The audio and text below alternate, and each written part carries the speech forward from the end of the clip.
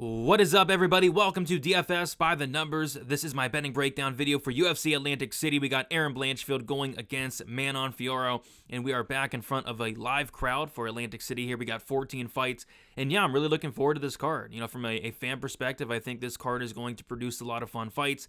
I think we're going to get a lot of violence. From a betting perspective, I'm liking a lot of late props. I'm liking a lot of big plus money shots here. I have 16 bets, 13 of which are plus money, so yeah, definitely looking forward to breaking it down. Before we get into it, if you guys could please do me a favor, leave a like on the video, subscribe to the channel if you have not already. Be on the lookout for the Best Bet live stream going live at 5 o'clock Eastern Time on fight day, 2 hours prior to the prelims. The prelims are kicking off at 7 Eastern Time. We have another late start time for a fight night card for some reason, but be sure to tune into that. Looking forward to that show. And yeah, as always, going to be breaking down these fights from a betting perspective and a betting perspective only. If you do want a further, more in-depth breakdown on why I'm picking who, I did do a full card breakdown and prediction video on Sunday. Go check it out. But yeah, I'm talking pure betting on this video here. That's the purpose. All right. I say we get into it. We're going to start with the first fight on the card. We actually have the biggest favorite on the card here. Laughren going against Angel Pacheco. And yeah, a couple spots sticking out here. I can see this fight playing out a couple different ways. I could see Laughren. First of all, I think Laughren wins this fight. I think obviously he has a really good chance to win this fight. I actually struggle to see him losing this fight, but it just comes down to how does he win this fight. And I can see him winning by really any method. I can see him winning by knockout, submission, decision. And my thinking here is I think Laughren's going to beat the crap out of Pacheco. It's just whether or not he's able to get him out of there. And you take a look at Laughren, he's actually finished all but one of his wins inside the distance, and the majority of those wins come in the second round. I think there was like a streak of like 4 or 5 fights where he's finishing guys in the second round. So I'm taking a look at these late props for Laughren. And I did play them. I have a half a unit on Laughren to win this fight in round 2 at plus 550, and then a quarter unit on Laughren to win this fight in round 3 at plus 900. And then I was thinking, like, if he does get this fight down to the mat, I feel like the TKO or sub is live, so I wanted to see the sub prices, and to my surprise, they're pretty juicy, considering, you know, Laughren does have a couple subs on his record. Sub 2 is plus 2,400, and sub 3 is plus 3,500. So I have 0.15 units on sub 2 and then 0.10 units on sub 3. A unit total on these Laughren late finish props. I either think it's going to be like one of the most dominant decisions ever, or he does get him out of there. Pacheco's a tough guy, but you can only be so tough. I think it's going to be a beat down from pillar to post here, and I'm hoping Laughren does get him out of there late. So looking for some late props for Laughren. I like a lot of late props on this card, and this is one of them. Next, we got Jacob Malkoun going against Andre Petroski. Yeah, not much sticking out here. Initially, I was maybe looking violent in this fight as well, but the problem is, and what kind of scares me away, is it's hard to trust Jacob Malkoun to really finish anybody. You know, I'll never forget that Nick Maximov fight where Malkoun had Maximov dead to rights. Early on in the fight ended up going 15 minutes somehow. Had Abdulrazak Al-Hassan dead to rights. The fight ends up going 15 minutes. So, yeah, I'm not sure if Malkoun has much finishing equity. Like, if anything, I think the majority of the finishing upside's on the Petroski side. My pick here is Jacob Malkoun by decision, but I don't want to lay minus 250. And I was actually kind of surprised to see Jacob Malkoun's at minus 250 here. I like him to win, but I mean, I think we're, discrediting Andre Petroski at least a little bit. Like, Petroski's super dangerous. He's a good wrestler in his own right. He's a very dangerous grappler, striker as well, has some power. So I like Malkoun to win, just don't like the price tag, and not many props are really sticking out. So passing on the second fight of the night. Next, we got Melissa Gatto versus Victoria Dudakova. And yeah, I like Gatto here.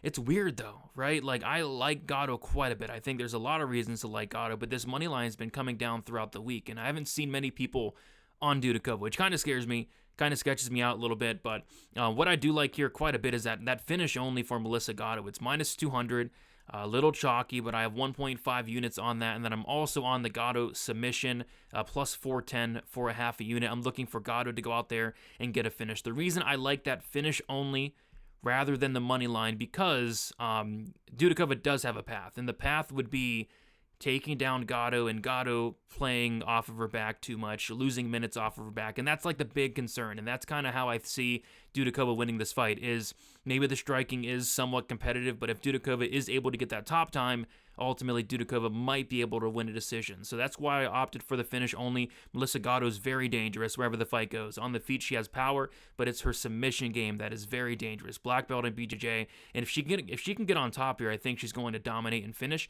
And even on bottom, she's going to be live from her back as well to find that sub. So I like Gatto finish only, and I like Gatto by sub. 2 units total invested between those two, a sub half a unit, and then the finish only 1.5 units. I don't hate the money line as well. It's just, laying chalk on WMMA always scares me a little bit. It's hurt me a lot in the past, but I do like Gatto here. Next, we got Ibo Aslan going against Anton Turkalj, and there's a couple, fights on this card where it's like this guy's probably going to win early, and if not, this guy is going to win late, and this is a prime example of that. Ibo Aslan is about as front-loaded as you're going to get. This guy has 12 wins, 11 of those wins coming by first-round knockout. If you like Ibo Aslan, you play him by first-round knockout, it's plus 200. I have 1 unit on that. And then I also got to take a look at the Turkalj props. I mean, Turkalj beat him last time in the second round. Aslan's a guy that is 1-1 in fights that reach the second round. If this fight reaches the second round, I think he's in a lot of trouble here, and Turkalj probably takes over and gets that finish in that second or third round. So, playing full both sides here. I think Aslan KO1 plus 200 for 1 unit, and then a half unit on Turkalj round 2 plus 800. And then a quarter unit on Turkalj round 3 plus 1,600. If this fight reaches the second round, those late props for Turkalj are going to be so live. I personally think Aslan probably does knock out Turkalj in the early going, but if this fight reaches the second round, like I said, those late props are going to be very much on the table, and they're pretty big numbers. I was not expecting 800 and 1,600 for the 2-3 on the Turkalj side. So looking for an Aslan early finish or a Turkalj late finish, and I feel like there's a couple fights on the card just like that. Dennis Pazuki going against Connor Matthews. Yeah, I'm not betting this fight. I think a pick comes about right. Is like I can't trust either guy whatsoever. I guess the pick would be Matthews, but and I picked him basically because he was plus money, because I feel like nobody should be favored in this matchup. But I'm not betting on this fight. I don't want to put any money on Connor Matthews, and I definitely don't want to put any money on Dennis Pazuki, and I don't want to pick any prop as well. I would lean over because both guys are so tough, but I don't know. A fight I do want to stay away from. Next, we got Julio Arce going against Herbert Burns. Yeah, so I was actually ready to load up on Julio Arce. I was ready to load up on him. Loved him in this spot. He was the biggest favorite on the card, but monies came in on Burns. Quite a bit of money, actually. Arce was minus 600. He's now minus like 400, and it's closing a little bit more as well. So yeah, I was ready to lay out some money on the Arce inside the distance, 2-3 props, all that. And then Arce shows up at weigh-ins and misses weight at featherweight, which is concerning because this is a guy that's fought primarily at bantamweight, so I'm not sure what's going on. Is he coming in here injured? Is he coming in here taking this fight not seriously? And I don't know. It was weird seeing him miss weight at featherweight. But there are some spots I still like in this fight. So if you like Herbert Burns, I feel like his money line is pretty much round 1 sub. Round 1 sub, and it's plus 1,400. So I think that's a very solid play, especially if you like Burns, round 1 sub, plus 1,400. I have a quarter unit on that. And then I found a play on FanDuel I do like. I like the round 2-3 KO combo. They do the KO and submission combos. But for Arce, they have KO 2-3 combination at plus 330. So I have 1 unit on that. I'm looking for a Herbert Burns early first round sub. But if this fight reaches the second round, we know what's going to happen. Burns is going to slow down. Arce is going to take over. And I think Arce knocks him out in round 2 or round 3. So that's how I'm playing it. Really like that KO 2-3 on FanDuel. And then also, like I said, Herbert Burns round 1 sub. I kind of feel like that's his money line there. Moving on, we got Lupita Godinez going against Verna Jandiroba. Not much sticking out here. I mean, I like Lupi to win the fight. I just really struggle to get to the minus 210.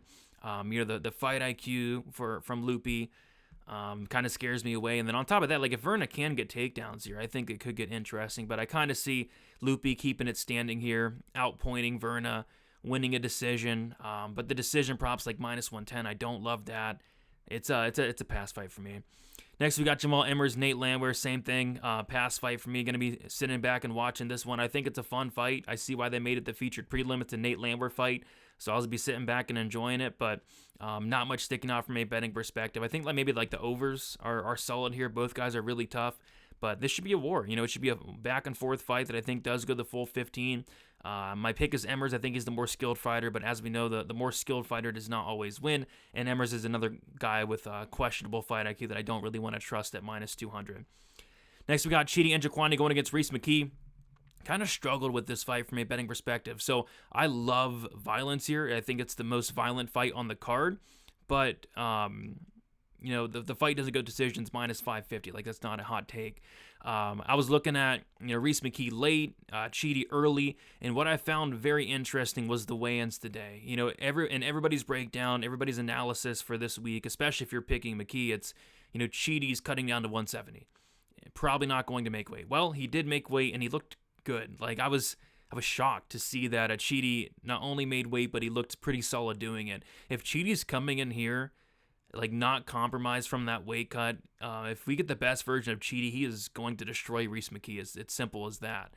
But still, it's still hard to trust the guy. Like, at the end of the day, Chidi has 10 losses, 8 of which come inside the distance. So I kind of think it's another fight where it's Chidi early or Reese late, but it could also be Chidi late. It could be Chidi 2-3. It could be Reese maybe round 1. Reese in his interview talked about starting a little bit quicker, which I think that could lead to a first round finish here. So I like violence, but I don't really like any props. What I did do is just parlay that fight doesn't go to decision. I love it as a parlay piece, and I actually parlayed it with something for UFC 300. I parlayed it with the Bo Nickel Cody Brundage under 1.5 rounds, and I have 2.5 units on that parlay. My first parlay of the year. I've been trying to stay away from the parlays, so maybe this fight does go the distance, but just give me violence here. I don't want to mess around with the side. I don't want to mess around with the round, because I feel like either guy can win in any round of this fight. But what I do like is violence, and I like the fight doesn't go as a parlay piece. And like I said, I'm parlaying it up with the Bo Nickel under 1.5. Next, we got Bill Algeo going against Kyle Nelson. Yeah, I really like Algeo this week. I'm playing the round 3 decision for Algeo, 1.5 units minus 110, and then I'm also playing the round 2, round 3 sprinkles for Algeo as well. Round 2 is a plus 900, round 3 is plus 1200. Best case scenario would be like an Algeo third round finish, and I think it's very live, very possible. I've been waiting to fade Kyle Nelson. I've been waiting for his opponents to go out there and push a pace on him and break him like he has in the past, but Blake Builder decided to play his game. Fernando Padilla decided to play his game. Jai Herbert decided to not fight at all in that fight.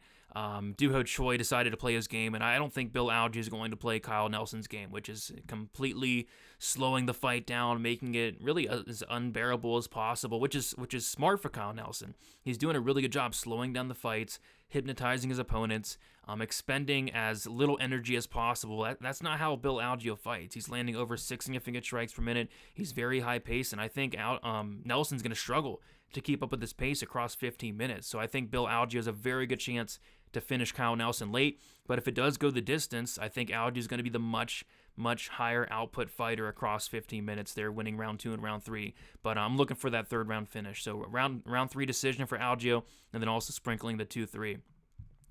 Next, we got the people's main event, Nursultan Ruziboev going against Cedricus Dumas. Was actually shocked to see like how much it's like a Twitter civil war with this fight, which kind of surprised me. A ton of people on Cedricus Dumas. I'm not touching this one. Like the only play that would possibly stick out would be Ruziboev round 1, but the price is just terrible.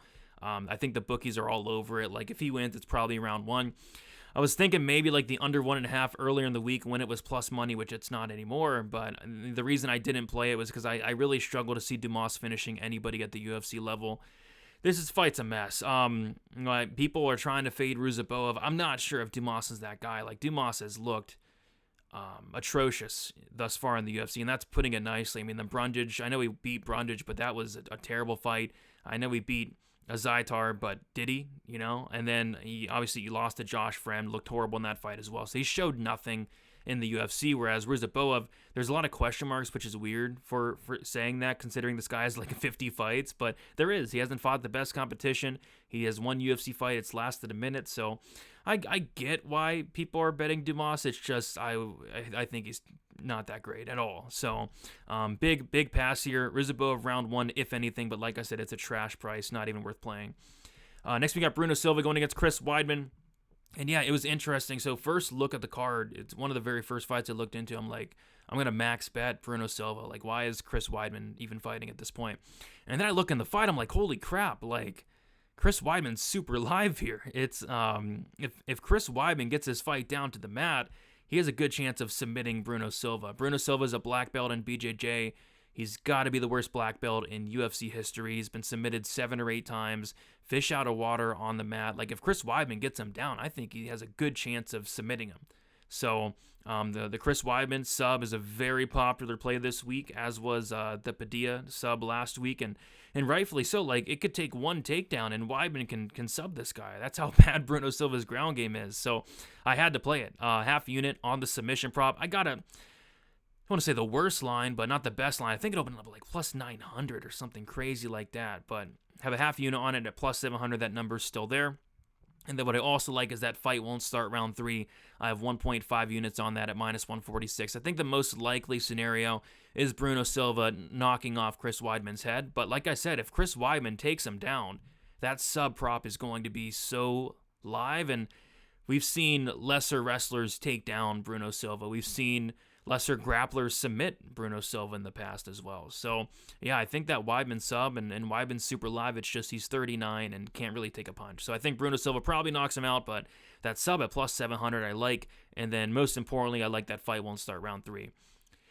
Next we got Vicente Luque going against Joaquin Buckley. Yeah, passing on this one here. I can see so many different ways this plays out. Like, I could see Luque finishing Buckley, who's been knocked out 4 times. I could see Buckley finishing Luque, who, I'm not sure if he can really take a punch at this point of his career. I can see Luque maybe pushing this fight against the cage, slowing it down, grappling a little bit, winning a decision. I can see Buckley winning a decision across 15 minutes with his striking. Like, I can see this fight playing out so many different ways. If you got in on the plus money on Buckley earlier in the week, I think that's solid. I think it was like plus 120 at one point, plus 140 at one point. But that plus money's all dried up. Best price looks like you can get a maybe like minus 105. I don't know. I mean, I think if this was Vicente Luque in his prime, I think he smokes Buckley, but this is not Vicente Luque in his prime anymore. So I'm picking Buckley here for the win, but no confidence whatsoever in that. Next, we got Aaron Blanchfield going against Manon Fiorot. And, yeah, great main event here. I'm looking forward to this main event from a fan perspective, but from a betting perspective, I think I'm going to sit back and watch, and kind of here's why. I don't want to bet against either of these fighters. Aaron Blanchfield, she's minus 200. I don't want to lay minus 200 against Manon Fiorot. And at the same time, Manon Fiorot, you're getting dog money, but then you have to bet against Aaron Blanchfield. Like, I don't want to bet against either of these fighters is the problem. But it would be a dog or pass, but like I said, I'm not betting against Blanchfield. And I feel like this fight could play out closely. I feel like Manon Fiorot might have some good success in the early going. She's so much bigger. Like, I was shocked to see how much bigger Fiorot is. So I think she can stuff takedowns early on here, do the better work on the feet, but I think the pressure of Blanchfield might get the Fiorot down the stretch potentially, and I think Blanchfield could start to take over late. Maybe the Blanchfield late props are in play, but everybody's playing them. They've been smashed. Not much value there, I don't think. So I'm staying away here, but I'm going to be sitting back and watching this one as a fan. I'm very high on both fighters. Hate to pick against one, but it is what it is. So give me Fiorot as a pick, but I mean, I could make a case for Blanchfield as well. I just hate the price tag, to be honest. I think Fiorot is getting a little bit counted out, but there's a reason. So many people are high on Blanchfield. I think she is the future. And then quick recap of the bets. My parlay between Atlantic City and UFC 300. The fight doesn't go for the Cheaty fight. Minus 550 parlayed with the Bo Nickel. Cody Brundage under 1.5 rounds. Minus 270. It comes out to minus 164. 2.5 units. Kicking the night off with Laughren round 2, round 3. Half a unit round 2 plus 550. Quarter unit round 3 plus 900. Laughren sub 2, sub 3. Quarter unit total on that 0.15 plus 2400 sub 2. 0.1 units plus 3500 round 3. The Gatto finish only. Scorecards equals no action. 1.5 units minus 200. And then Gatto submission, half a unit plus 410. Aslan KO 1, plus 200, 1 unit. Turkali round 2, half a unit plus 800. Turkali round 3, quarter unit plus 1600. The Arce 2-3 KO combination on FanDuel, 1 unit plus 330. Burns by first round sub, quarter unit plus 1400. Algio round 3 decision, 1.5 units minus 110. Algio 2-3. Round 2, quarter unit plus 900. Round 3, quarter unit plus 1200. The Weidman fight won't start round 3, 1.5 units minus 146. and then Weidman wins by submission, half a unit plus 700. Those are the bets for UFC Atlantic City. Thank you guys so much for watching.